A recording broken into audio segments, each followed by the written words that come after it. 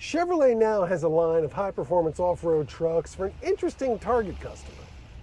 The Three Bears. Hey,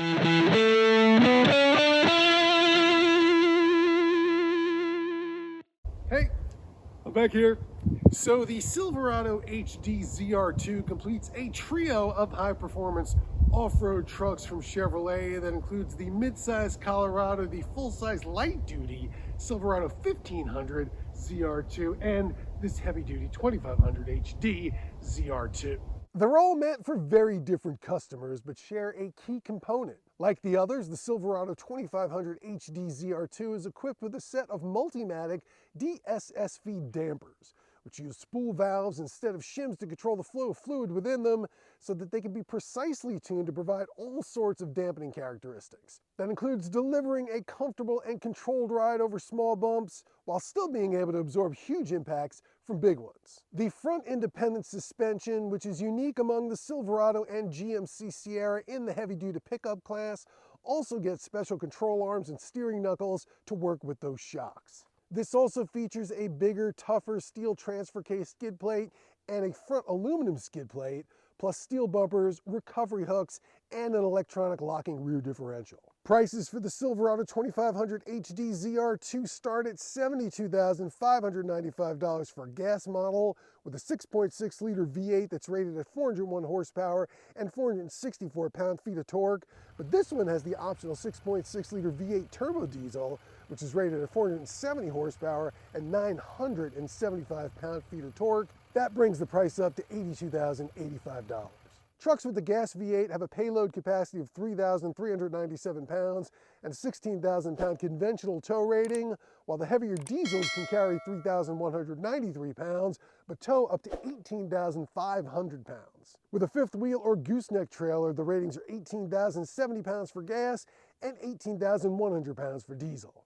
Both engines come matched to an Allison 10-speed automatic transmission and a 4x4 system with an automatic setting, as well as low and high ranges in the transfer case. As far as high things are concerned, the suspension also adds a 1.5-inch lift, so you can get this with the multi-flex tailgate step, corner step, step over here on the side, and these power steps to get in the cabin. And even I kind of need these. Got a digital instrument cluster, widescreen touchscreen infotainment system, but also lots of knobs and buttons, which are great when you have gloves on and just need to get things done in a hurry. You can also get this with a 360-degree camera system that comes in handy when you're parking, trailering, or out here in the woods.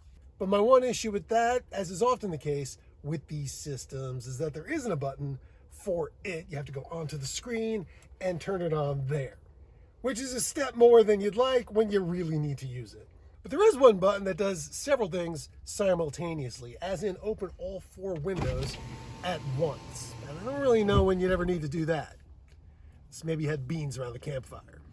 As far as my 6'1" scooch test is concerned, I have no problem fitting in this giant truck behind the front seat set for me. What is a small problem is that with a seat set like this, it's a bit of a stretch to the steering wheel, even with a telescope all the way out. Now, on the drive down here today, my arms got a little tired, which isn't the greatest thing in a vehicle that was designed for the long haul. And this was definitely designed for long hauls.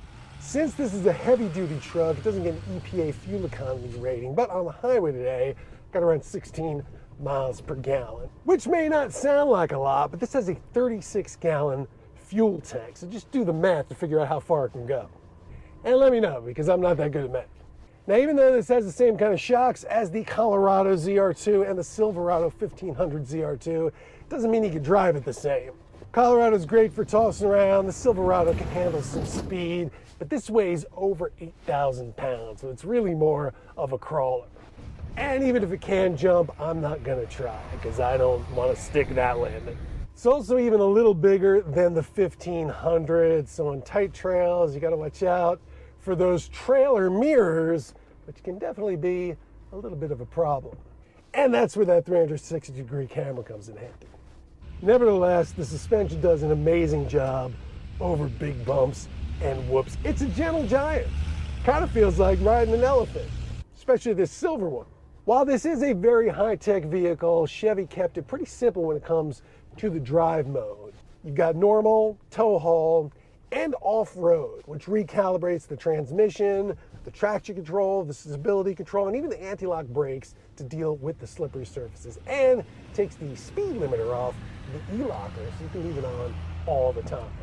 Not that you're going to be driving this too fast off-road. Ford and Ram don't make anything quite like this. There is the F-Series Super Duty Tremor and the Ram Power Wagon, but their suspension systems aren't quite as limber, and they have solid front axles, which may provide more strength and articulation, but on the road, the independent front suspension is definitely superior. This has a much better ride, and those shocks help out there. They were originally designed for Formula One cars and Indy cars, after all. I haven't driven the gas model, but while the diesel is really mostly about towing and hauling, it's great for climbing stuff as well. You can basically idle up rough hills, and it even has an engine brake that you can use going down them. You know, forget what I said about the Three Bears. I think this might be better suited for Jawas.